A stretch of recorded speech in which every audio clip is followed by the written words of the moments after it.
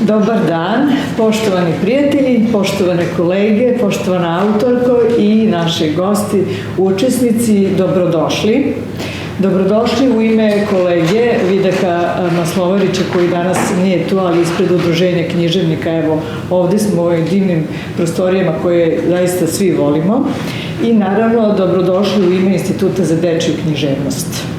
Ovo je prva tribina koju obeležavamo i to je tribina Pisci za decu u okviru Instituta za dečiju književnost i nije ne čudo zato što je gospođa Zorica Kuburović književnica već dugo u književnosti, tako da mi je samim tim veoma drago i čast što smo ovde u to ime prvi put, a nadam se da će se ove tribine i dalje nastaviti. Zapravo ideja je da bude, evo da vas uvedem samo, znači svaki mesec, 12. u mesecu, u podne, u 12 časova bi trebalo da bude ovde jedna tribina, pisci za decu, neko od pisaca i tako ćemo se približiti što deci, što nama, a i u isto vreme dati podstrek i predstaviti sve nas koji volimo, radimo, pišemo za decu. Koleginica Gordana Jež-Lazić, književnica, će biti medijator ili moja malenkost Julija Marjanović-Jovičić. Eto, to je za početak. Danas je književni portret, ponavljam, naše autorke, drage Zorice Kuburović i tu nam je gospojica Mica. Sad da ne bih ja dugo ništa pričala, uvodila. Ja ću vam pročitati naravno samo jedan, kako je red, jednu kratku biografiju, a onda imamo goste koji će nam još približiti reč, misao, književni portret Zorice Kuburović. Zorica Kuburović, srpski pisac i lekar, rođena u Beogradu, po zanimanju je lekar, specijalista urgentne medicine. Objavila je knjige, zbirke priča, Lek od bresvinog lišća, Očaravanje, roman bajke, Vilenjaci na Kalemegdanu, Škola za vile, Bilindvor, Božićna bajka, Čarobno ogledalo. Esej o ženi u pravoslavlju, Put žene. I reč i lek, zbornik lirskih tekstova po recepturi hitne pomoći Beograda. Romani Gospodarica Ana, Nežni i divlji, Mali roman o svetlosti, Ogledi o ljubavi i slobodi. Priredila je i prepevala sa ruskog jezika pesme Jeromonaha Romana, Matjušina Pravdina, Jasihom Šumarak, zatim Sveti dom, Svetorusje, kao i 2 knjige soneta Milana D. Miletića, Dnevnik pesnika. Napisala je libreto za operu Despot Stefan. Objavljivala je pesme, eseje i članke u mnogim časopisima. Književnica Zorica Kuburović, dobitnik nagrade je Andrićeve zadužbine za poeziju. Dela su je prevedena na ruski, poljski, makedonski i slovenački jezik. Za izdavačku kuću Pčelica u okviru edicije znamenite Srpkinje iz pera književnica za decu objavila je romansiranu biografiju o Mileni Marić-Einstein, Priča za lav. Od 1993. godine povremeno drži škole pisanja bajki. Udovica je, majka 3 dece i baka 4 unučice. Živi i radi u Beogradu. Eto, dobro došla. A evo, ja bih sad zamolila da nam se obrati, tu su nam gosti, ali evo prvo ću da predstavim gospođu Aleksandru Bojović, koja je urednica u izdavačkoj kući Pčelica, da nam kaže nešto više, a potom evo doktor Aleksandar Stefanović, filozof, da nam kaže malo o autorki. Eto, izvolite. Kako god želite. Ipak ću ustati, bila sam u dilemi, ali ovako mislim da je bolje. Dobar dan, i u ime izdavačke kuće Pčelica, hvala vam što ste došli na promociju ove divne knjige. Ja sam imala čast da kao lektor budem uključena u rad na tekstu ove knjige i zato znam da je postojala prva verzija ove knjige. Naime, ona je trebalo da bude objavljena u okviru edicije znamenite Srpkinje iz pera književnica za decu, koja je zamišljena kao neka vrsta edicije koja okuplja knjige srpskih književnica za decu, a knjige će biti ilustrovane, romansirane biografije velikih žena iz srpske istorije, nauke, književnosti i umetnosti. Međutim, knjiga Gospojica Mica Zorice Kuburović svojim obimom, ali pre svega svojim kvalitetom, složenom kompozicijom, karakterističnim stilom, veoma raskošnim jezikom, prevazilazila i unapred zadate okvire te edicije. Na sreću i na zadovoljstvo čitalaca iz te situacije smo izašli sa 2 objavljene knjige Zorice Kuburović. Jedna je Priča za lava, koja je objavljena u okviru pomenute edicije, i Gospojica Mica. Danas prilično toga znamo o životu Mileve Marić Ajnštajn. Međutim, Zorica Kuburović je izbegla tu opasnost da ode u trivijalne priče o tome koliki je uticaj Mileve Marić bio na Ajnštajna. Nju to nije zanimalo, nju su zanimale neke dublje stvari iz života Mileve Marić Ajnštajn.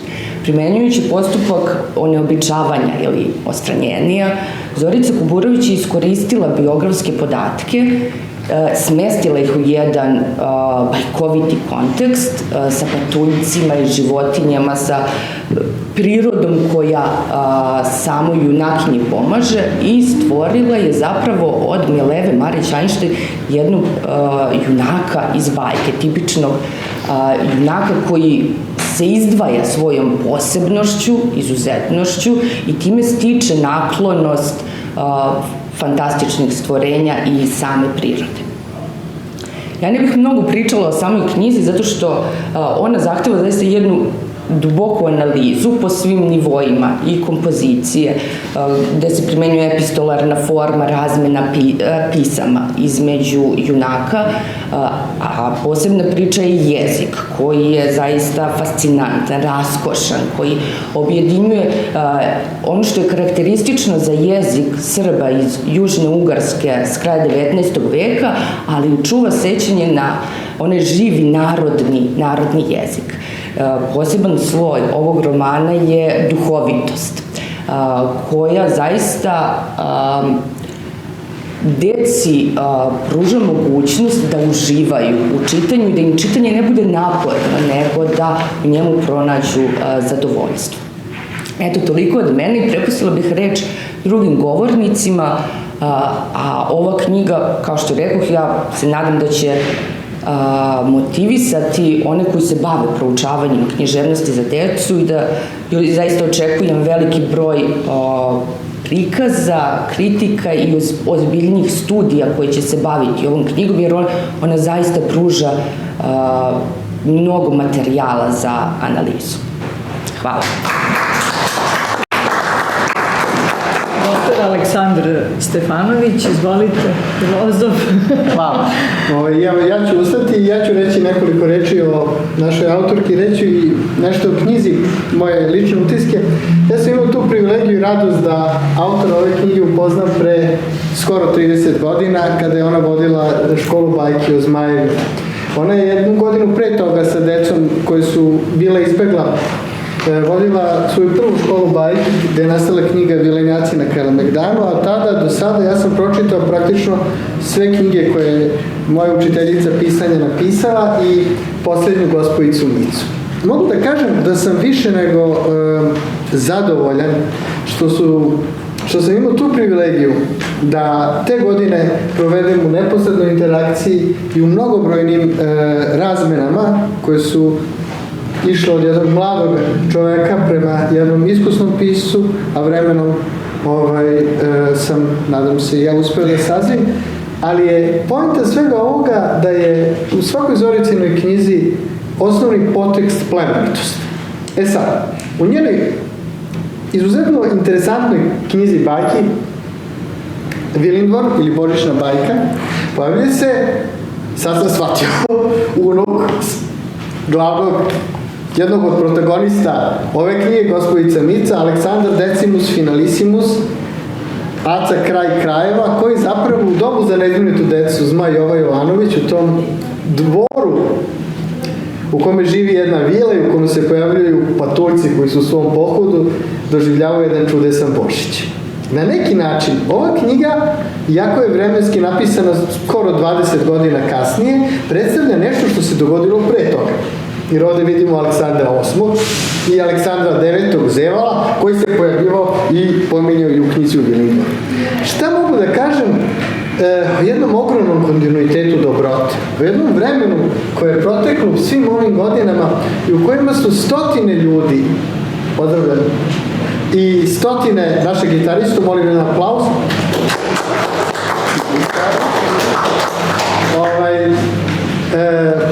stotine ljudi moglo da oplemenjeno doživi bajku.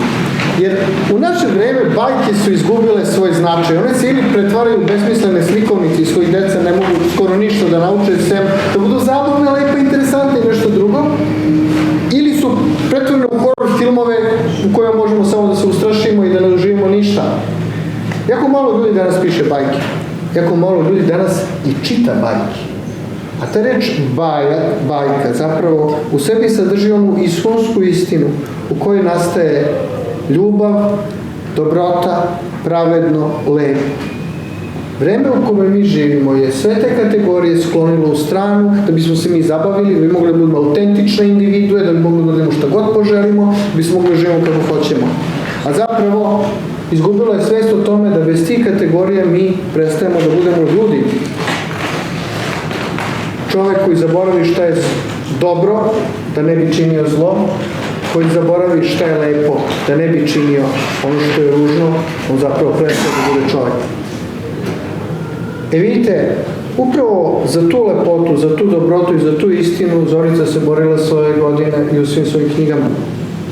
I ono što je čudesno lepo u svemu tome jeste kada čovek i u jednom vremenu koje je zaista po mnogim svojim parametrima poslednje vreme najavljeno u apokalipsi, zapravo ostaje čvrsto na putu onoga što je dobro.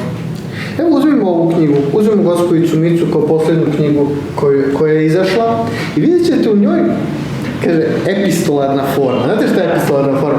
To je roman koji je napisan tako što se pisma razmenjuju između dva ili više ljudi u kojima oni opisuju događaje koji zapravo predstavljaju tok romana. To je posredna slika, ali suštinski gledano, on je toliko ispira živim likovima.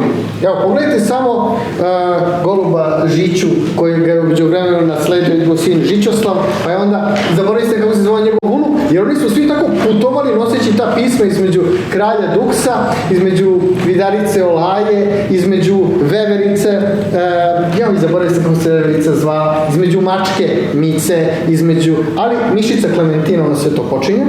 I sad, svi ti izveštaji koji stižu, kako raste glavni junak ovog romana, koji zapravo u toku celog romana, koji govori o Milevi Marić Einstein, koji je zapravo upakovano u bajku, koja stvarno se nalazi u bajci, koja je prikazana u toj bajci kao biće svetlosti, i zapravo vidite kako se ljudski duh razvija u jednoj potpuno skrajnutoj, neobičnoj, ali čudesnoj slici koja po svojoj unutrašnjoj duhovnoj dimenziji može da bude istinitija od jedne biografije koja se napiše živeo tad, radio to, doživeo ovo, umro ovde. Zašto su te bajke hiljadama godina kolale kroz čovečanstvo? Pa upravo zato što su govorile bezvremene istine. Ne istine od danas do sutra, ne istine korisne da u ovom trenutku nekoga obmanemo ili nešto kažem. Zato što su tekle toliko dugo i u sebi nosile toliko mnogo da je praktično čovečanstvo živelo od njih. Jer po čemu se mi razlikujemo od drugih bića? Pa po tome što umemo da pričamo priče. Po tome što možemo da stvorimo stvarnost koja je nevidljiva, da je opišemo i da u njoj delujemo. Ja ne znam sada da li sam uspeo da na pravi način predstavim delo jednog borca za istinu, za lepotu, za ono što je časno i čestito, koje je od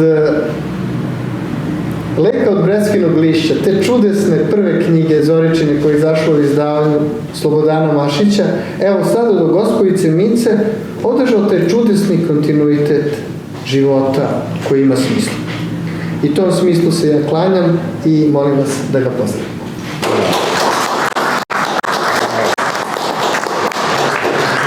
Zamolila bih gospodina Slobodana Radulovića, publicistu, da nam kaže malo o romanu. Pa evo ovako, ja ću da počnem za razliku od mog sagovornika sa sedišta. Naime, ja sam u mojoj biografiji imao jedan loš period osnovne i srednje škole kad su me prozivali, ja ustaje, uglavnom sam dobio loše ocene, a posle na fakultetu magistarskom i doktorskim sam pričao pa su me molili da prestane, ali uglavnom sedeći, tako da ću biti slobodan da ostanem da sedim. Odmah da vam kažem da se sa prethodnikom delimično slažem, ali ja imam u stvari za vas jednu tajnu, da odam o mojoj, inače, sestri Zorici. Naime, ja ću ovde da demistifikujem u stvari ne književnost njenu, nego njene napore da ovlada jednom obaveštajnom zajednicom koja je sastavljena od patuljaka i kad odate te špijuna, što je moj prethodnik uradio i tu se delimično slažem, ali nije ih naveo sve, onda oni ili mora da promene identitet ili moraju da odustanu od svog obaveštajnog rada jer nisu više tajni, kako tajni agent, a nije tajni. Pa ću da vam odam njihova imena: Hrast Velizar, vođa patuljaka Vićeslav, Mišica već spomenuta Klementina, ali nije rekao Udovica. A jeste, izvinjam. Udovica? Ne, jeste Udovica. Priznaje da je Udovica, znači priznaje da je omanuo, to je ono staro srpski, našao sam greh. Ja sam to.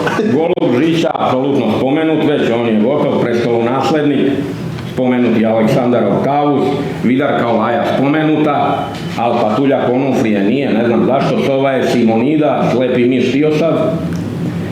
I to je deo priče, u stvari, koji je fantastičan, koji je u stvari bajka. A onda to predivno, ipak moram da je hvalim, ukomponuje sa stvarnim životom i stvarnom osobom oličenom u Milevi Marić Einstein. I taj deo, tako da za svakog ima po nešto. Ko je maštar, ko je sanjar, neka prati ove saradnike rezidenta vođe patuljaka Vićeslava, ove sve agente od uticaja koji idu po raznim gradovima za našom Milevom, ili lepše rečeno, ja bih rekao vojvođanski Gostojića Mića, ali ovaj deo o Milevi zaista posjeduje i podatke koje većina nas ne zna. Oni su dragoceni sami po sebi, ali su, kao što rekao, izuzetno lepo ukomponovani i u ovu grupu obaveštajaca koji je prate kroz ceo život i dojavljuju svom rezidentu koji menja mesta, šta se sve sa njom dešava i tako mi saznajemo iz ovih pisama o kojima je govorio moj uvaženi prethodnik, u stvari o Milevi i o njenom životu. Ali ne celo. Ja bih ovaj deo života koji opisuje Zorica nazvao čuvanje ljubavi. Naime, ona završava, i to je poslednji deo, ja sam u 3 kratka dela podelio to uslovno rečeno, sa Albertom. Ona ne govori istorijske suvoparne podatke da je Albert imao još 2 braka, od kojih jedan potpuno nedostojan sa bliskom rođakom. To nju ne interesuje jer to zaista nije u kontekstu priče. Bajke su, čuli smo od prethodnika, šta? Bajke su lepota, pravda, nešto što je vanvremensko. Pa ćemo da kroz nekoliko citata iz njene knjige obratimo pažnju na ovaj drugi deo, jer ovaj bajkoviti deo Zoricine ličnosti manje više je čitalačkoj publici poznat. Ovaj istoriografski, da kažem uslovno rečeno, istoriografsko romanopisački kroz Gospodaricu Anu takođe.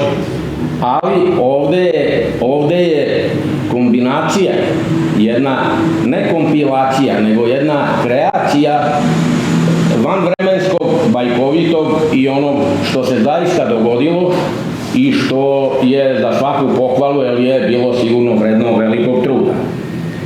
Pa ćemo nekoliko reći u prvom delu koji sam nazvao Svetlost iznad porodice Šajkaša.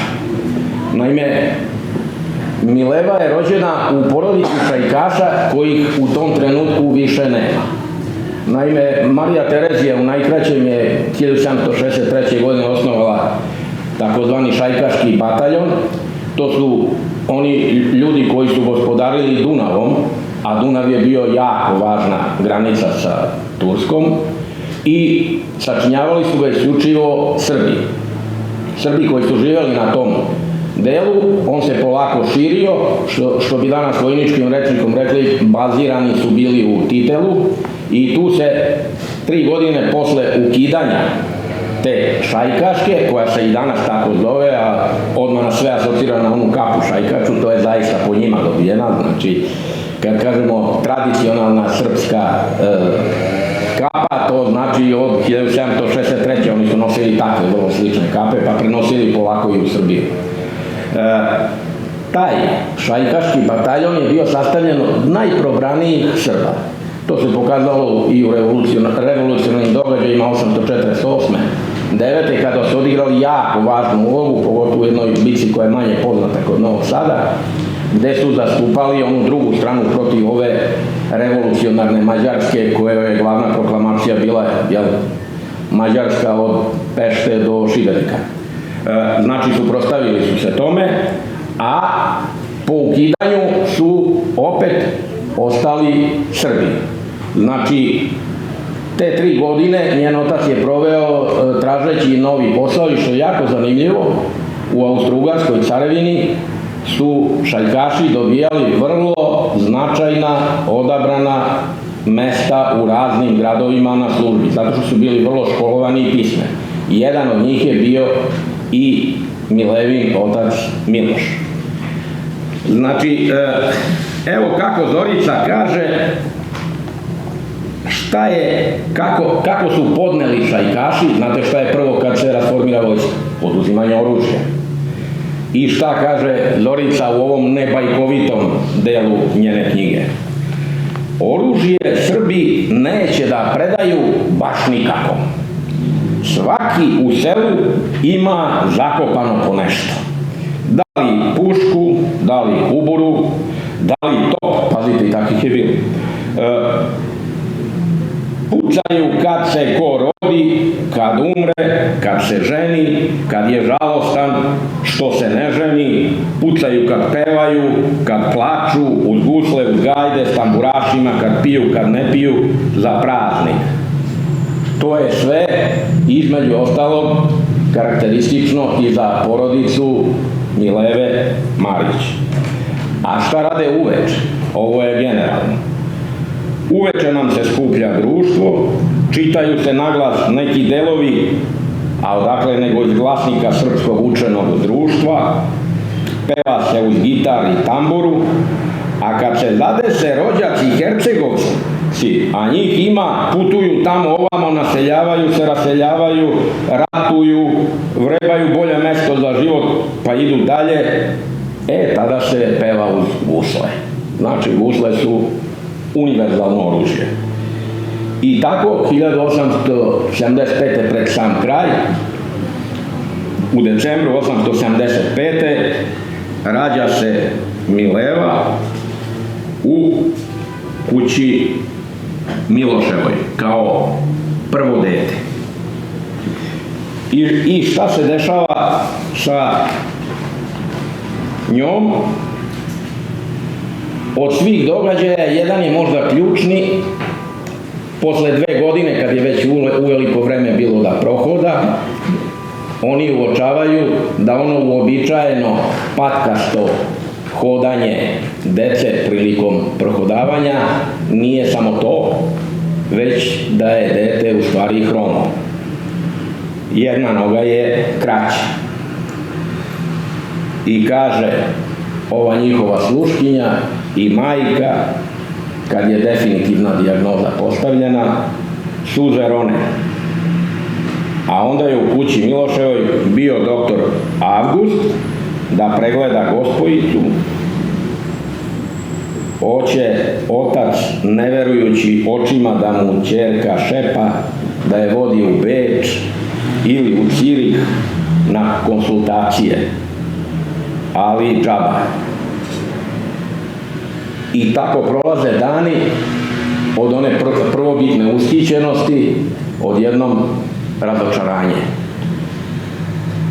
Uče je da hoda, razni doktori dolaziše u kuću, to je ista 44. strana, a da ne izbacuje nogu, znači na stranu je izbacivala tu kraću nogu, ali od toga nema ništa, ona šepa, pa šepa. Predložili su roditeljima razne operacije, čak da joj skrate ovu drugu, zdravu nogu. To je novi izum medicine, možete misliti u Engleskoj. Vrlo moderna stvar. Ali roditelji su to odbili, bio im je veliki trošak, ali im je i ostalo malo razuma u glavi da se s time ne igraju. Zatim dobijaju drugu ćerku, drugu devojčicu, a mala Zorka, kaže Zorica, stvarno je kao neka lutka, kovrčasta kosa, rumene usne, bistre oči, lepota jedna, sve na mestu ili baš kako treba. I poslednji, 1885. rađa se dečak, zdrav, dobar, sa tek malom crticom genijalnosti. Dečak je velika radost, a kako i ne bi bio gospodina Miloša, ali i svih u kući. A u međuvremenu, te iste godine, uočavaju u 5. godini definitivno da je dete ono prvo, izvinjam se, u 8. godini, dolazi mu u goste jedan inženjer, 883. sa pruge koja se pravila ova do Beograda, od Beča, i kaže taj, vidi se da zadivljuje publiku, sabiranjem, oduzimanjem, deljenjem, sve to radi bez nikakvih problema, a trocifrene od dvocifrenih, kako to može, šalite se i tako dalje, a onda on spomene negativni broj. Da li može da se oduzme veći broj od manjeg? A ona kaže, stalno sam se pitala. A gospod Miloš kaže, njen otac, nemojte sa tim, još je mala, brani svoju ćerku u mezinici.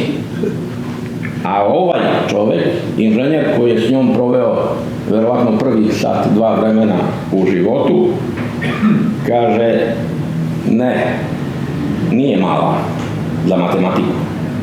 Ona je genije. Znači, prvi inženjer koji je došao, porazgovarao s njom, 1883. godine je izrekao takvu ocenu. A ona, shvatajući, jer svi geniji uglavnom shvataju svoju genijalnost, kaže Zorica, uspeva da nagovori oca, koji uvek drži reč, da joj obeća da će je školovati. Ali pazite, to je druga polovina 19. veka. Žene koje se školuju su retke kao sneg u maju. I kad se već odlučio gospodin Miloš da je pošalje, uzeo je stvar u svoje ruke, obećao je da će poslati na školovanje, pa kaže, kao svaki Srbin u Austro-Ugarskoj, na sve načine gurajući tu stvar, kao lokomotiva na paru, gurao je njeno školovanje kao da mu je život u pitanju. I zaista, vidjet ćemo, on nije uopšte žalio ni sebe, ni truda, ni novca, samo da Milicu iškoluje. Preseljavaju se u Sremsku Mitrovicu i ona u celom svom školovanju štrči dok ne ode u Švajcarsku. A i tamo je isto među retkima. Odlazi u malu realnu gimnaziju, eto to je isto jedan zanimljiv podatak, jer takve gimnazije u Novom Sadu nema, koji mi je bio bliži, u maloj realnoj gimnaziji. I još zanimljiviji podatak, već na 10-ak stranica kasnije iznosi Zorica, kaže da je, već tada uočavaju profesori matematike da je dete neuobičajeno. Profesor Milo Božić kune se u nju. Najbolje je u svemu što njoj znači. Znači, ne samo matematici, i u pesmi, svirci, ona već počinja svira klavir. U čitanju, a o matematici i geometriji da ne govorim. Tu je apsolutni šampion. Ali, pored toga, umela je da se zagleda u jednu tačku, znači ne samo reprodukcija, i da razmišlja. Kad je neko pita o čemu, ona kaže o zakonima prirode. Dete iz današnje osnovne škole. Tako se pokazala u toj nižoj gimnaziji da su je prozvali Svetica, jer uvek sve zna, ali se nikad ne javlja da odgovara kad druga deca ne znaju. Da ne bi bila negativno ocenjena kao šta nas bi to rekli štrebe.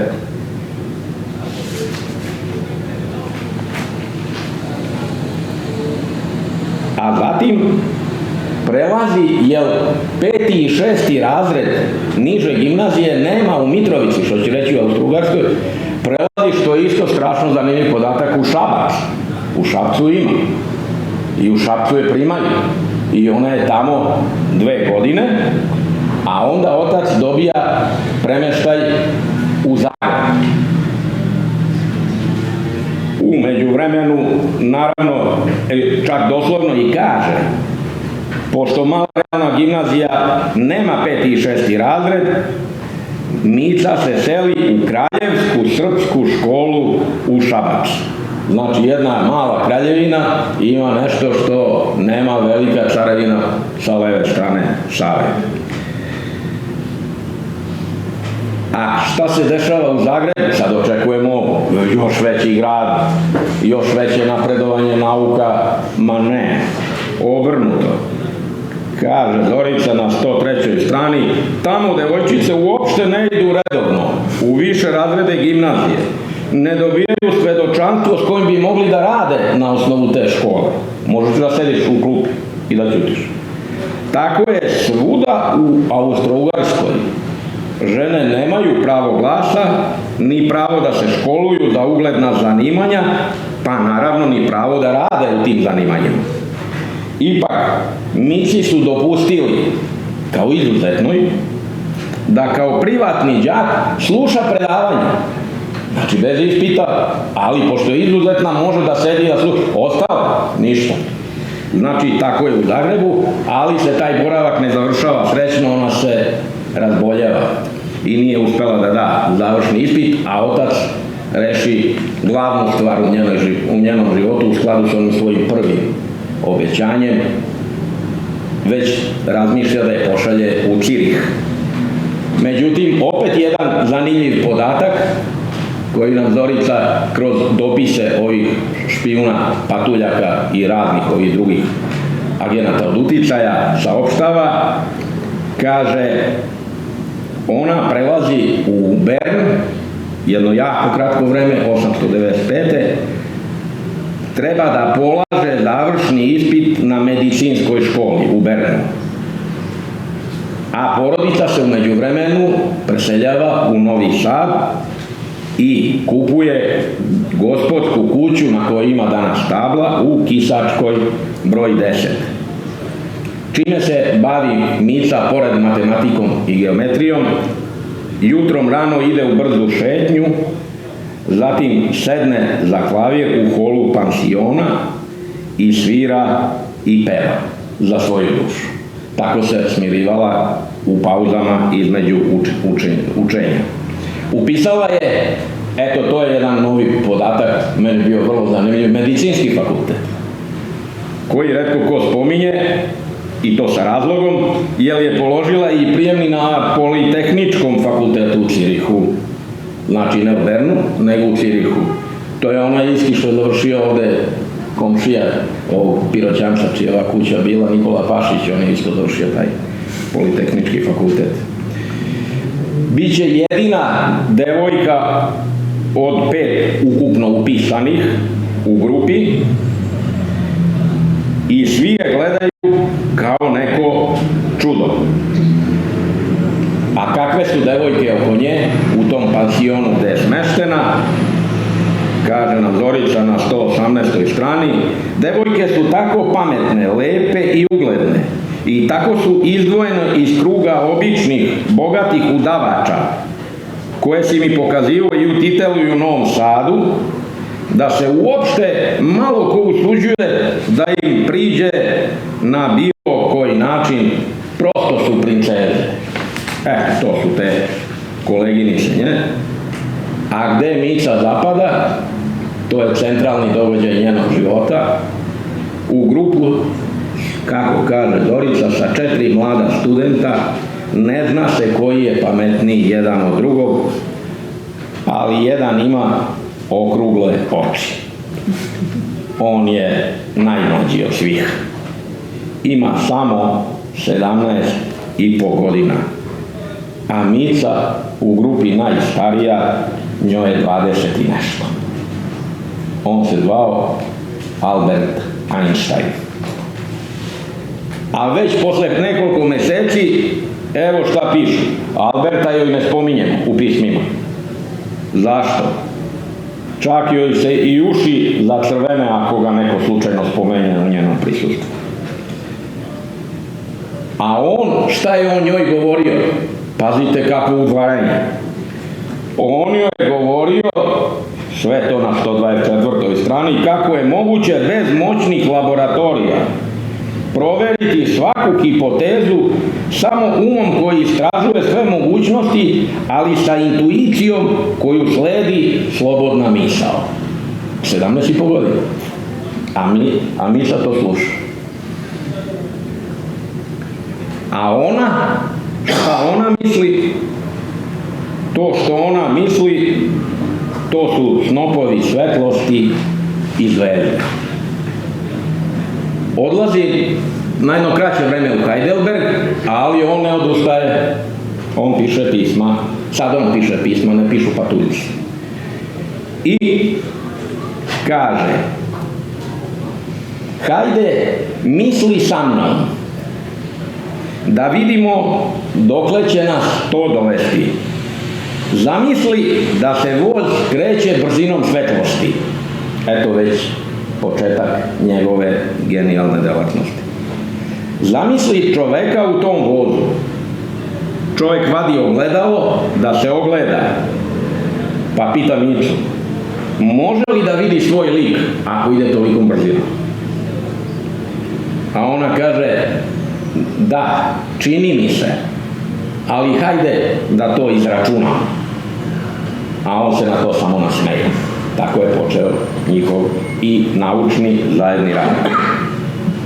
Kakve je to posledice, to da li si genije ili nisi genije, kad si zaljubljen, svaki je muškarac isti, da mu kažem klipan, ali neću, pošto i sebe te udraja. Kaže, momak je inače sad smaknut, znamo ko je momak, je Albert, a sad je baš u fitiliju. Bio je kod svojih roditelja da traži odobrenje da se njih dvoje venčaju. Odmah to, 18 godina nema čekanja. Zato je i došao u Italiju. Ali čitava porodica je protiv toga. Neće ni da čuju. Još bi otac koje kako i pristao, ali majka Polina je baš rigorozna. On je mlad i karijera je pred njim. Osim toga, oni su Jevreji, a devojka je pravoslavna Srpkinja. u njihovim očima svakako nedostojna da se uda za njega. I Zorica završava: ljubav može da popuni prazninu u duši, ali srcu koje voli potrebno je da gleda drago biće, da se raduje, da spava kraj njega i da se budi s njim. Reči su tu slaba uteha. I na kraju, odustajem više od citata iz svakog poglavlja po 2-3 i da završim sa jednom malom ispovesti. Naime, Zorica je jako lako ušla u jezik Mići, ja sam prosto čuo njene akcente uz ovo sve, jer su mi dobro poznati baš kao i njoj, jer smo mi poreklom porodično po ženskoj liniji iz Mokrina. A Mokrin je jedno čudesno mesto, znate, guskovi, šarena jaja, ludaje i tako dalje. Znate, to su sve takmičenja ravna olimpijade za Mokrinčane. I na kraju, čini mi se da je ostalo nerazjašnjeno koji je ovo žanr. Zorica nas uvek iznenadi, puni, a mi dok se saberemo, ona napiše novu knjigu. Ali Tolkien je napisao jedno svoje značajno delo, pa ću ja da ukradem od njega ovako pred svima vama da on ne čuje, a mislim da nije ovde. Zove se O bajkovitim pričama. Bajkovite bi bile u ovom delu Patuljaka, a priče bi bile u ovom delu o Milevi Einstein. Da, zaboravio sam još jedan Mokrinčani jako značajan, u stvari nisam, namerno sam ga zaboravio, Mika Antić, naš veliki, i to je rečenica kojom ću stvarno da završim, a da slažem kao do sada da završavam, ovog puta zaista čuveni onim njegovim rečima iz Garavog Sokaka, iz one priče Joca, jel veruješ u ovo, jel veruješ ono, i samo poslednja rečenica, a da li je veruješ da u radiju žive mali ljudi? A on mu kaže, ne verujem. Marš odavde iz našeg Sokaka kad ne umeš da sanjaš. To kažem svima vama koji ne umete da sanjate. Hvala.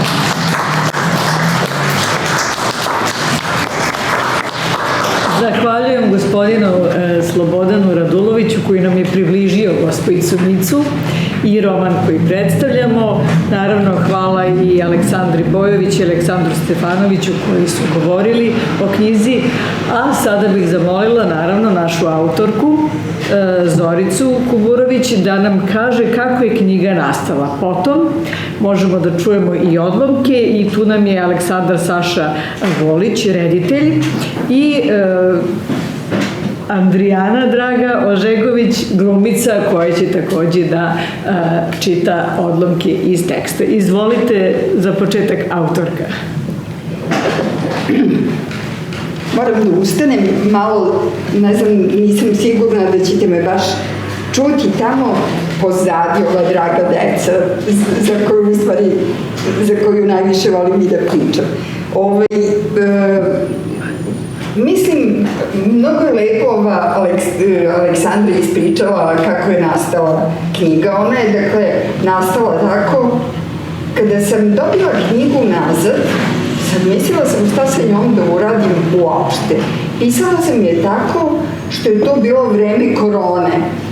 Nismo mogli da izađemo iz kuća, zaključavali su nas, držali nas u mraku i mislim uopšte.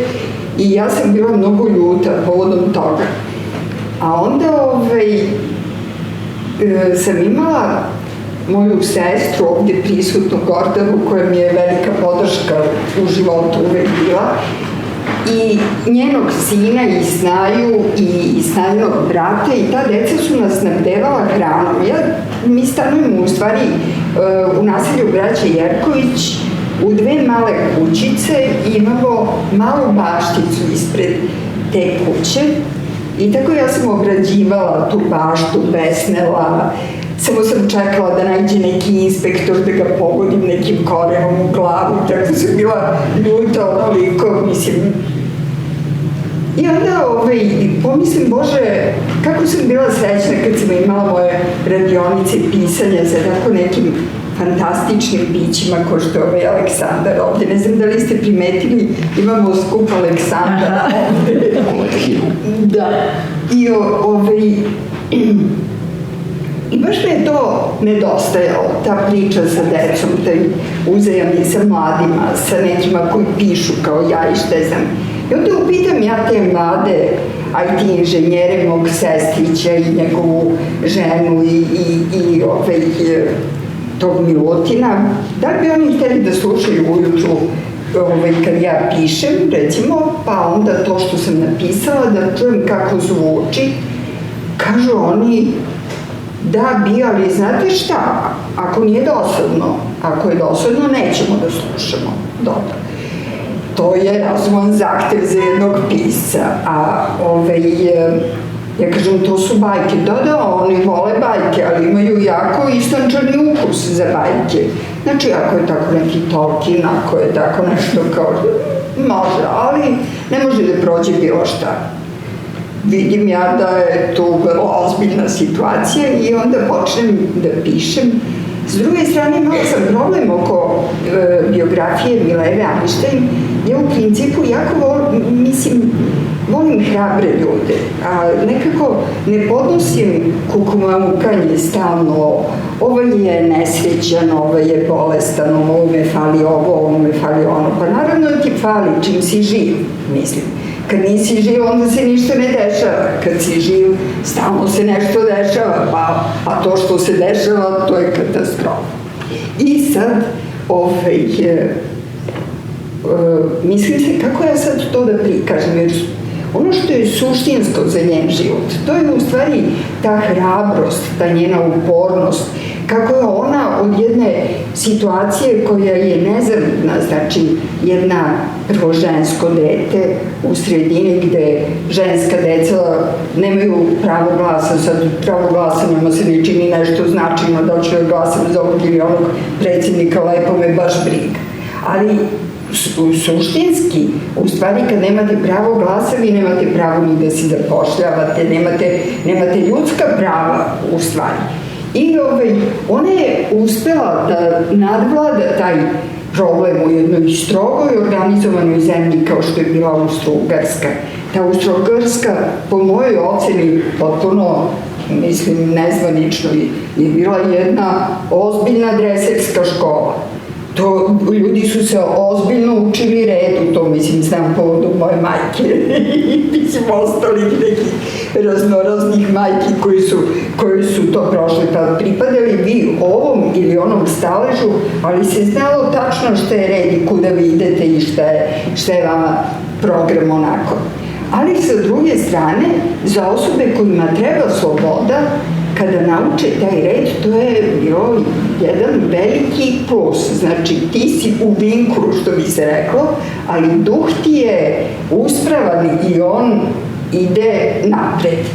I onda sam razmišljala, sad zamislite, M je žensko, M je u tako strogom vaspitanju, M je sa oštećenjem tako velikim kao što je urođeno iščašenje kuka koje je bilo neizlečivo u to doba. Uskred budi rečeno ovo što je Boba pročitao za to skraćenje noge, to je tačno, znate, u uglednom engleskom časopisu su preporučivali kao jednu od novih metoda, mislim, skraćenje druge noge.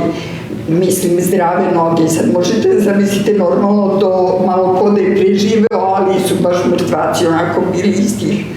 Mislim, isti su i noge. Jedna nije bila kraća. Sad, onda sam mislila kako je to u stvari bio jedan veličanstveno hrabar duh.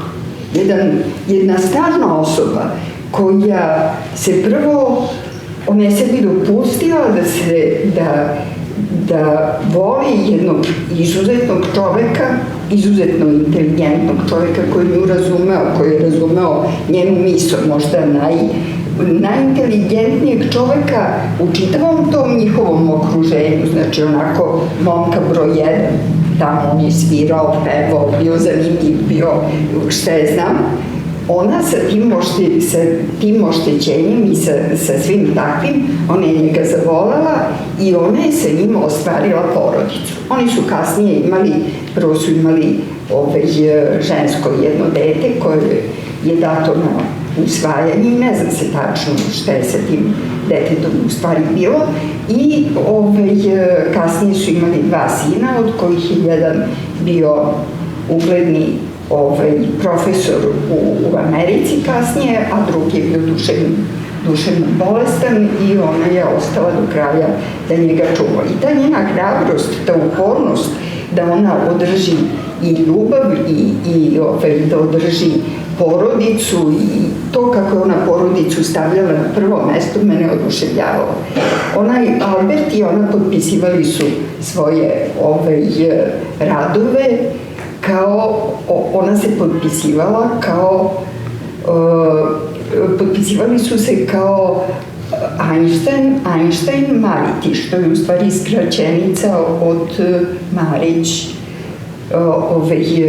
bila. Ti su radovi originali nestali, tako da je ostalo samo Einsteinovo ime.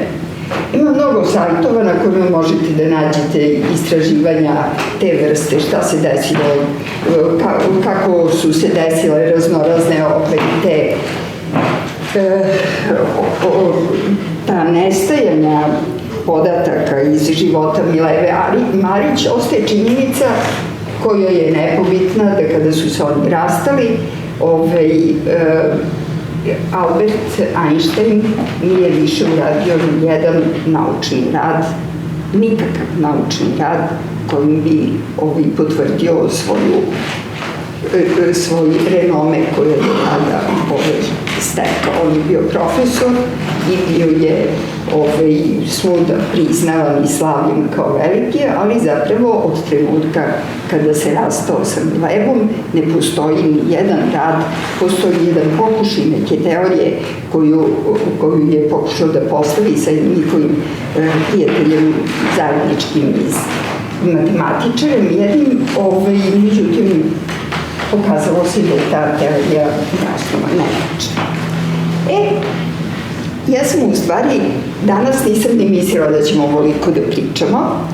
Dakle, ja zahvaljujem ovim mladim prijateljima koji su uporno slušali čitavu tu priču o Milevi Marić. Mi smo sice rekali, izmišljali likove, oni su me pitali jel može, šta ja znam. Na primer, moram Časlavu da kažem, ova moja snaja, njoj se toliko svidelo ime Časlav, da je ona želela da postoji neki lik Časlavu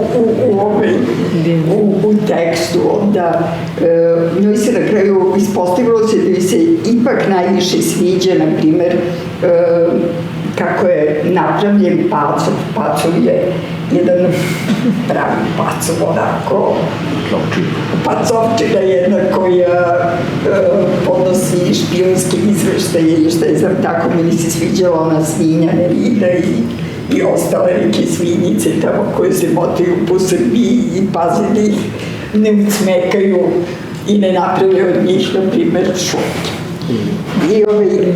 I tako. Sad, ja bih htela da vam ne pričam sad ja tu. Mnogo sve smo čuli koliko sam ekstremno pametna i divna i nemam reći. Prosto mi čovjek dođe da se zbuni da to pričate o meni, ljudi, šta mi.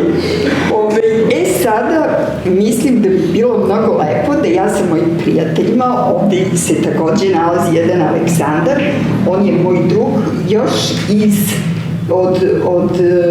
od vremena Radio Beograda, iz osnovne škole. On i ja smo bili stalni partneri u svim nekim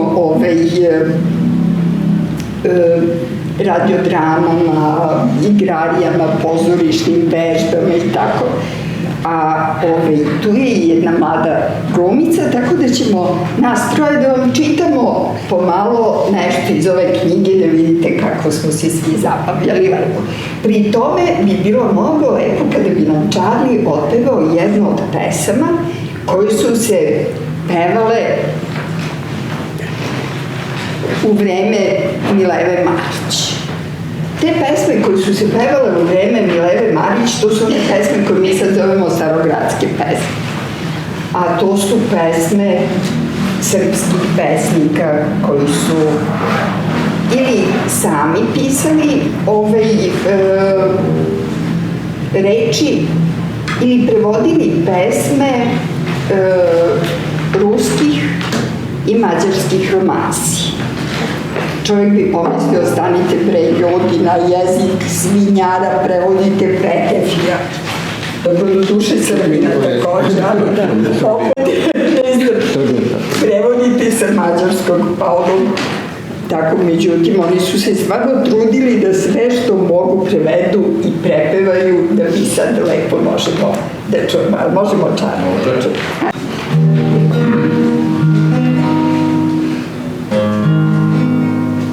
Sedi Mara na kamen studencu, svoju tajnu otkrila je zdencu. Suzama ga orosila Mara, Lepo je nastaviti. svoju oplaka. Suzama ga orosila Mara, sudbinu je svoju oplakala. Maše, Aleksandre, znaš si? Maro, Maro, od bisera tražu. Maro, Maro, sunce moje Maro, pođi za me i budi mi ljubav, živjet ćemo kao dva kola. Pođi za me i budi mi ljubav, živjet ćemo kao dva kola. Charlie, dosta. Dosta.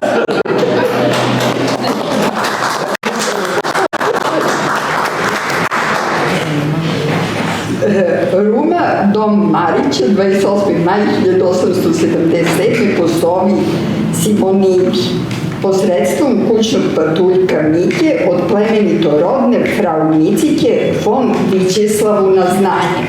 Domicika je mačka. Da. Česni gospodine, pre svega, ja nisam beštija, kako ste se izvolili izraziti. Ja sam domaća, debela banatska mačka iz Novog Sada, bela sa plavim očima, bez crne dlake i nemam nikakve veze sa naznačenom mačkom veštice Morijane, a ni sa vašim čukundedom, kako god da se zvao daleko mu lepa kuća. Moje se poreklo vodi iz drevnog Egipta, s kojim nisam čula da su patuljci u rodu. S mačje strane pripadam čuvenoj familiji Persijanaca. Šefe, je li ovo moguće? To govori pisar. Čitavih pola sata je nabrajala sve ugledne mačketine po maminoj i tatinoj liniji od starog Egipta na ovamo. Gde se uopšte nalazi taj stari Egipat? Da izdejstvujemo neki zemljotres, da ga sravnimo sa zemljom za uvek i onako je stara. Ne insistiram, samo pitam, pamet mi se vezala u čvoro od njene priče. Zahtevam dodatak za propale živce uz večićim zlatnicima. Mogu biti i Napoleon Dorovi, premda su tvorevina Skorojevića, što rekla frau Mici, ali ja ne marim, zlato je zlato. Primedba domaćeg patuljka Mike pisara. Ovo sve pominjem, ukratko da podsjetim na svoju personu, ako ste zaboravili kako ste vitlali mačem oko mog nosa i kako ste mi oteli plen koji sam prvi nanjušila. Toliko da znate, niste me ocenili prema zaslugama, mada iskreno baš me briga za vašu ocenu moje ličnosti. U redu. Obećala sam da ću čuvati malu dok ste tamo mahali mačem. Čuvat ću, što da ne, bolje da je čuvam nego da poginem u cvetu zrelosti. I obećala sam da ću ostaviti na miru onu šugavu mišicu Klementinu i njen porod kad ste me priterali u zid. Ostavit ću dobro. Samo neka mi se ne vrzmaju oko njuške. Možda mi padne mrak na ove moje plave oči, a onda ni za šta ne garantujem kamoli za obećanja. Mala mi leva nema ravnomerne brazde između nogu i trupa kad sklopi stopala. Gledala sam kad su je prepovijali, leva noga joj je kraća, toliko da znate, šepaće. Samo da ne bude da sam za to ja kriva. Ne kažem da mi se srce cepa zbog nje, naprotiv, baš me briga. Samo da ne bude posle vitlanje mačem koji je kriv i čija je baba bila veštica. Plemenitorodna frau Micika. Titel 30. maj 1876. Dvor na Titelovom bregu. Duks Vičeslav, Vidarki Olaj na ruke. Gde da je? Poštovana Vidarko, jesam li ja tebi lično nešto smrtno zamerio? Kada se mi iz potiha utrapila da brinemo mali gospojici Mileni. Nemoj misliti da ti je to prošlo tek tako. Sve sam shvatio. Priznajem da mi je trebalo 1,5 dana, što ne govori u prilog mojoj pameti. Samo još ne razumem zašto si mi to učinila. Mače i da šepa, previše. Jeste napredna, razume se kao prava. U miši i mači jezik se razume. Ljudski jezik samo što ne progovori. Puzi na sve strane, preskače ogradicu. Naučio sam je kako treba da ne padne. Njena mati je dosta bolna ovih dana, a njena dadelja Angelina, koju si zdušno preporučila, zahrče čim gospoja ode. Čim ode iz sobe. Na malu mi čuvamo, to jest ja. Uhvati me za prst i gleda me u oči. Osmehuje mi se. Ponekad istuče mač i sedim kraj Mileve dok spava. Za svaki slučaj, ako naiđu smajevi i to tako. Ona sanja zvezde. Ponekad sanja da leti. Ma sad i još da šepa. Šta da radim? Sinjska Ada na Tisi, 2. juni 1877. rano jutro, Olaja Duksu Vičeslavu u Rumu, u patuljački bivak pored Save. Uteši se, nije neophodno da budeš pametan kad si već vođa družine. Sasvim je dovoljno da se ipak setiš. Šta misliš, ko bi sačuvao takvo dete u ovom zlom svetu? Ko bi ga naučio da preživi i da bude živo, potpuno? Jel znaš ikog drugog koga bi držala za prst i gleda u oči? Ja ne znam. Kad počne da hoda, stavi joj u levu cipelicu umetak od papelja, to će joj olakšati. Moraš joj posle napraviti cipele sa platformom za levu nogu. Olakšat ćeš joj šepanje, ali nikad joj neće biti sasvim lako. Nauči je da živi sa tim, nauči je da se raduje kako otvori oči. Znam da sam ti natovarila teško breme. Mislila sam da si ti jedini, a da je u mom znanju koji takav teret može da nosi, a da ne kuka. Ali možda ti ipak nisi za teška vremena. Možda si stvoren za patuljački dvor i ceremonije Srednjeg kraljevstva, a težinu i vremena radije ostavljaš vidarima i običnim patuljcima i ljudima. Stvarno, u pravu si što se ljutiš. Zaboravila sam s kim imam posla. Mislila sam da si onaj o kome pevaju pesme Izvini Kraljeviću. Možda je najbolje da sledeće nedelje doneseš malu u moju kući pa da vidimo šta ću s njom. Ima neka žena koja dugo nema poroda, obradovala bi se da dobije ćerčicu Makatu. Ruma 2. juna 1877. oko 11 časova. Bivak na Savi. Duks Olaj hitno. Jesi ti pomogla? Sirotoj gospoji Mari prepuklo mi srce, a i Angelini. Svinjska Ada, 2. juni 1877. oko 13:00 časova. Olaja Duksu povratnom poštom. Bolje da im nestane s očiju sada, nego da pate s njom do veka. Donesi malu. Ta žena je sasvim dobra, skromna je i vredna. Ne dolazi u obzir. To je bilo U Rumi 2. juna 1877. oko 15 časova. Bivak na Savi, Duks je hitno poslao Laji. Mileva ima groznicu, raste mi zubić. Nosao sam je cele noći i do sada, kao neki džak preko ramena, a ona je ronzala u moju bradu i grlila me onim ručicama. U drugoj sobi slatko je spavala gospoja, a i Angelina oporavljala su se od influence. Kakva žena te spopala! Ja ne dam malu da ode kraj mene živog. Pa to ti kažem, dokse. Samo da znaš da ja znam šta si mi uradila. Ruma, 29. septembar 1878. Kvartir Marića, od frau Micike. Duksu von Vičeslavu, ubivak kraj Rume, na Savi. Redovni kvartalni izveštaj o gospojici Mici. Poštovani von Vičeslave, obraćam vam se prema dogovoru sa redovnim izveštajem o životu i radu gospojice Mileve i njenih. A sve na vaš zahtev, inače ne bih.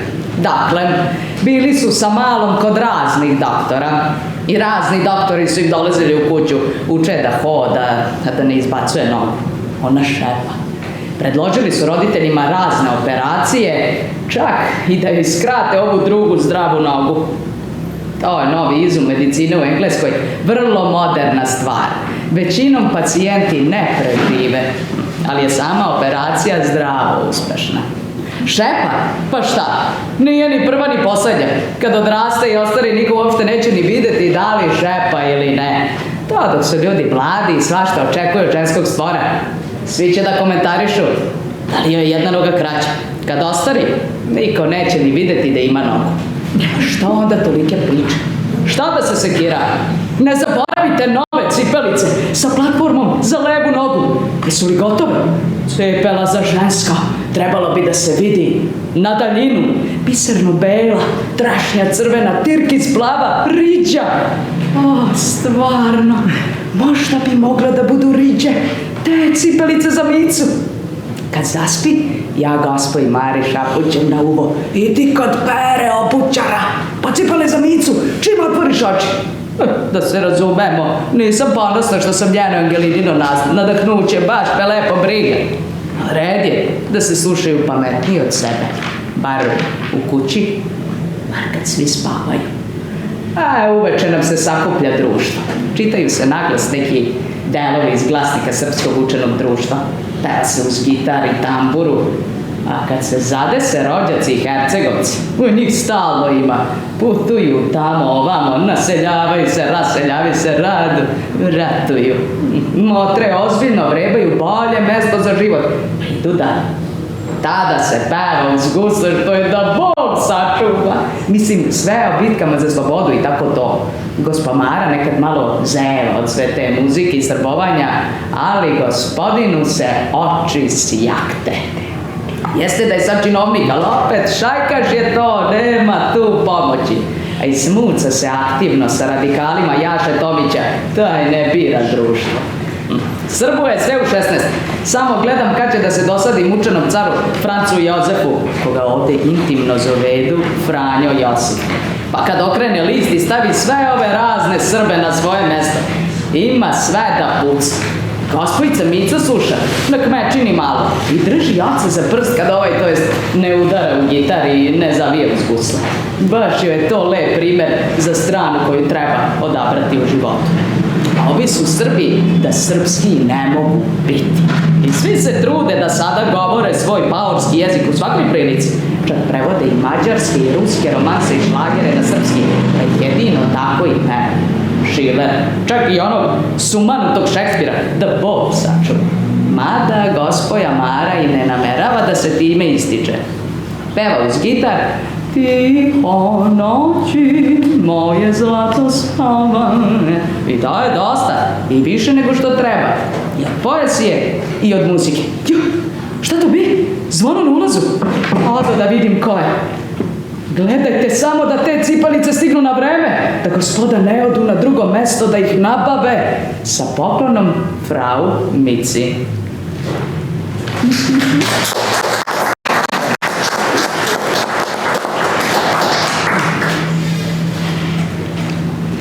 Cirih, 14. april 1896. Pansion Englebert. Princeza Cvjeta. Duksu Vičeslavu lično. Titel u Patuljački dvor. Može da čita i mama. Dragi tata, stigla sam u Cirih sa patkom pacom i isporučili su nas gospojici Mici u sobu. Onako spakovano u veliku korpu sa poklonima za Vaskrs. Vrlo je skroman bio taj pansion. Ali na sreću, brzo smo se preselile u otmeniju kuću, pa smo patku pacu poslale da drežlji u kuhinji i da se gega po dvorištu, a nas dve se unterhantlujemo. Mica me nosi sa sobom na predavanja na kojima spavam, jer još ništa ne razumem. Mica kaže da će mi sve objasniti i da je to za ljude komplikovano, ali za patuljke je sasvim prosto. Pa ne znam onda što se ljudi toliko trude, što ne voze bicikl, to im baš ide od ruke. Ali Mica kaže da je i za nju prosto, a da je lako i za malog Alberta, samo kad ne bi bio tako brzoplet. Joj, on mi se jako sviđa, taj Albert. Pitala sam Micu da li namerava da se uda za njega. Ako neće, da li mogu ja? Ona kaže da još ne zna, ali javit će mi ako odluči. Kaže da ti je obećala da će se udati samo ako mladoženja razume Newtonove zakone. E sad taj Albert izgleda kao da razume Newtonove zakone, šta god oni bili, mada se mnogo smeje i šali. I zašto su oni toliko važni? Ti zakoni, kad Mica kaže da nisu ni tačni. Nemam pojma.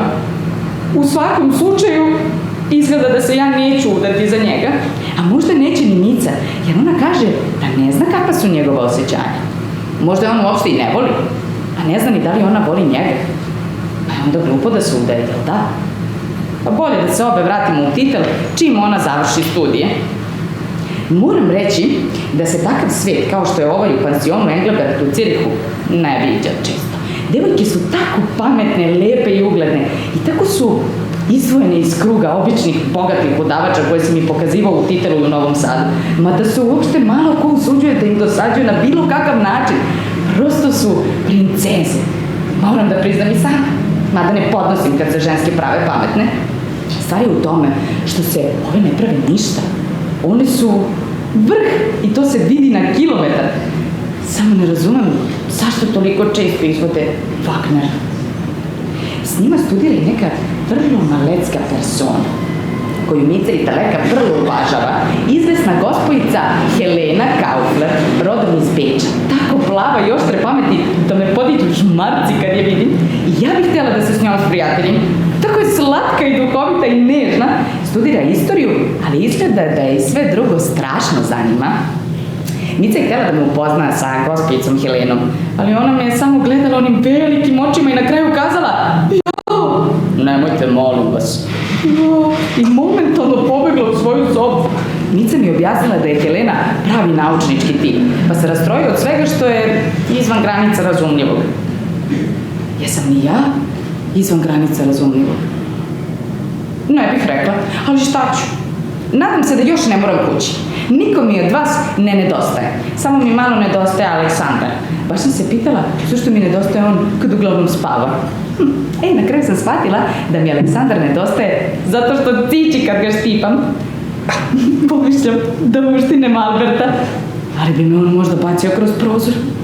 Mica kaže da sam raspuštena i brine se šta će biti sa mnom ako sretnem princa. Šijemo neke haljine od krpica za taj slučaj.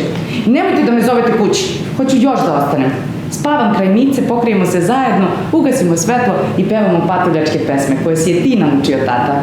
Ali si srećom naučio i mene, pa pevamo u 2 glasa. Držimo se za ruke i zaspimo. Kad ne sanja Alberta, on uglavnom sanja zvijezde. Florina ili ti Cvjeta.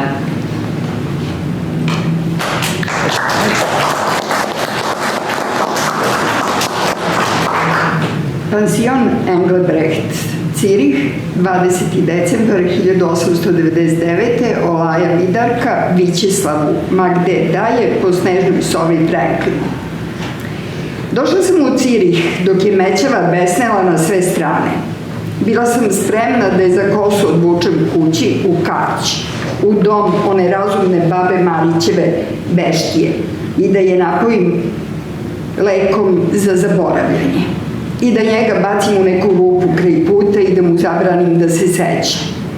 Iako je to težak moralni prestup, silom nametnuti nekome svoju volju i tako možda promeniti njegovu sudbinu, rešila sam da tako uradim, da te ne gledam kako tuguješ u sebi, da ne gledam Cvetu, Frojlajn, Traube, kako opet sisa palac i klatari se napred-nazad po ćoškovima. Ušla sam tiho i stajala iza zavese. Mica je sedela za stolom i pisala, a Albert se izvalio preko debelog tepiha kao neki mačor i grejao se kraj vatre.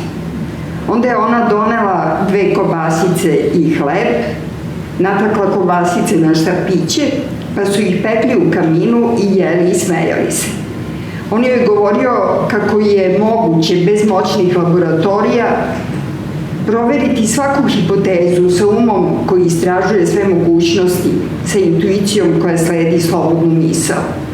Za to je potrebna samo stroga usredsređenost i duh spreman na sve.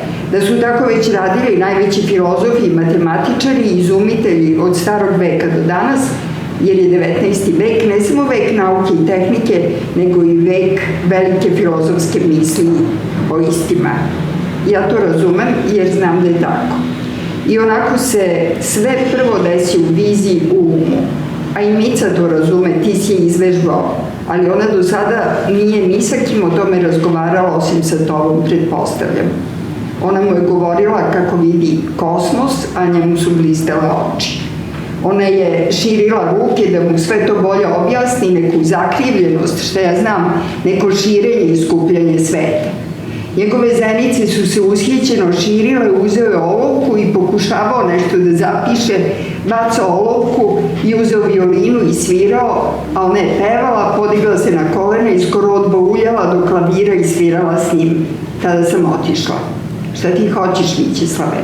O čemu kvače ova domaća patka? Dalje ruke od njih. Tačno je, u pitanju je ljubav. Tačno je, ona voli više jer je dublje i bolje. I šta s tim? Sugerisaću njenom ocu i majci da pristanu da se ona uda za Alberta ako je zaprosi. Da nisam čula ni reč o laje. Jezero Komo, mart 1900. Veverica Sisi, u Majdanpek, u rudnik zlata, slavnom duksu Vićeslavu, čuvaru trona srednjeg kraljevstva lično. Slatki gospodine, čak i ovde debelo udaljeni od Srbije po kojoj sada kopate. Mi smo svi uzbuđeni zbog priprema za svadbu srpskog kralja Aleksandra Obrenovića, naslednika kralja Milana. Naravno da jesmo. Ne ženi se svaki dan jedan kralj svojom guvernantom. Dobro. I tako reći učiteljicom života, izvinite, nemam ništa protiv. Čak naprotiv, odobravam sve kad je ljubav u pitanju. Istina, skoro sve. A ta je ženska persona. Inače, udovica i dvorska dama u narodu, omiljene kraljice Natalije. Stara kraljica mora da se sada u izgnanstvu grize, što je dragu Masin kao siroticu preporučila mladom princu. Da mu pravi društvo. Da ga poduči po nastanju sa svetom. Nije. Ali se stvar otela kontroli. I gled sada, Srbi su dobili kraljevsku ljubavnicu koju moraju da uvažavaju. I to baš Srbi koji preziru tajne ljubavi. Pri tome, ona je stvarno za uvažavanje. Rodoljubiva, lepa, obrazovana, spremna da podrži umetnost i svaki napredak. Ali ima i gomilu bogate braće, bahate, i svi su postavljeni na važna mesta. U Evropi ljudi sležu ramenima. Nije ni neko čudo što se to dešava. Dinastija je mlada. Prinčevi još ne znaju šta se može, a šta ne. I sama dinastija je tek došla na tron. Nema ni celih 30 godina od kako su postali kraljevi. I to sumnjivom rabotom, pošto su opet glavili sopstvenog knjaza Srbije i kuma. I taj ubijeni Karađorđe bio neki hajduk, ljubitelj Rusije, za razliku od ubice koji nije bio ničiji ljubitelj, osim svoj lično i beskrupulozno. Da se razumemo, meni je to sve jedno. Ja sam politički sasvim neutralna. ja sada švrljkam tamo amo po velikom boru kraj Gospođine sobe. Ona izjutra stoji na promaji, ovde to zovu vazdušno kupanje. Stoji samo u košulji i smrzava se. Za svaki slučaj da kao ojača ako se opet jave grudne bolesti. Da ne kažem jektika. Kao da jektika uopšte ikada prolazi. Kao da tako nešto kao što je stajanje na promaji može da izbaci čoveka. Čisto sumnjam. Ipak, gospojica je još živa, omrzavila je od brige, ali jaka je. Neće ljubiti jektika, nego ljubav.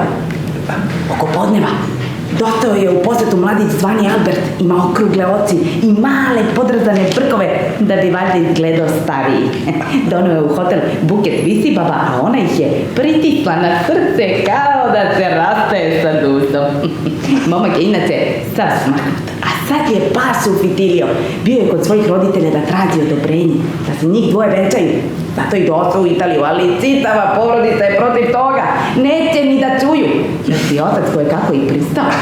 A majka Polina, ona je rigorozna. On je mlad, karijera je pred njim.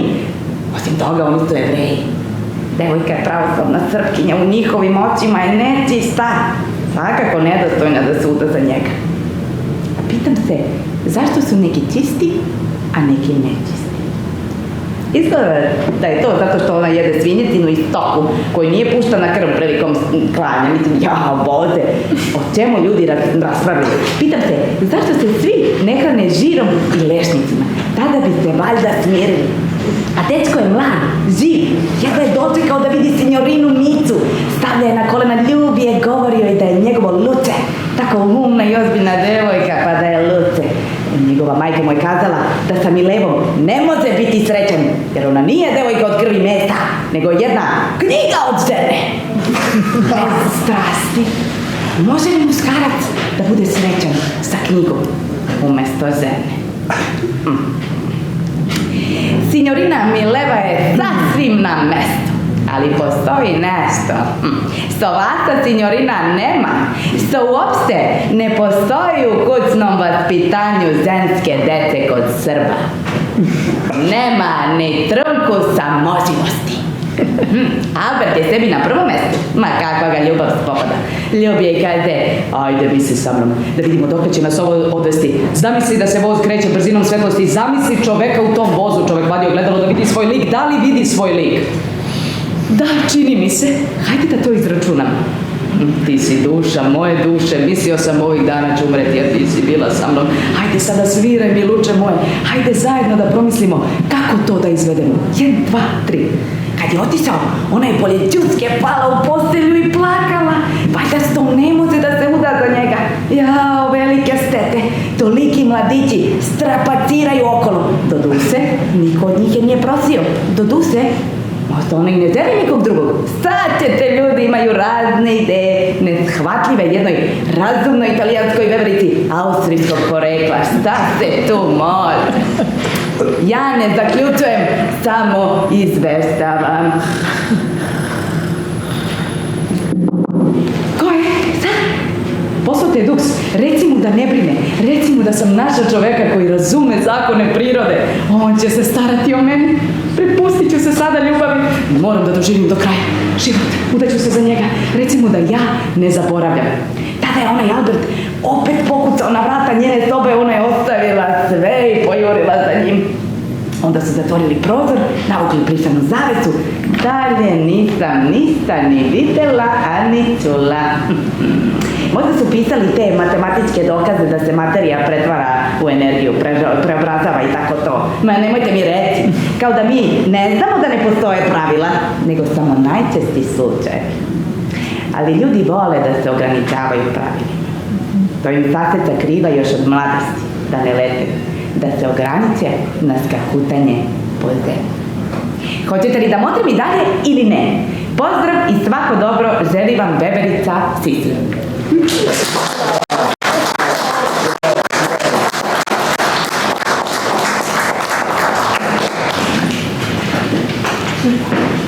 Poštovana Zorice, šta da vam kažem, hvala vam što ste nam napisali ovu gospođicu Mico, signorina Mico, i onda može i tako. I hvala zaista divnim gostima, našim govornicima, prijateljima koji su vas podržali i koji, ja mislim, da su nam svima približili i predstavili ovu divnu knjigu. Da ponovim, dragi prijatelji, zaista u ime Instituta za dečju književnost, u ime svih mojih kolega i u lično ime, hvala vam što smo ovo književno podne i književni intermeco bili zajedno, što smo napravili možda jednu pauzu i jedan lep kako bih rekla, jedan lep omaž ovoj knjizi našoj autorki, a isto tako i izmestili se iz ovog svakodnevlja i aktivnosti i brzine koja je u toku i oko nas svih.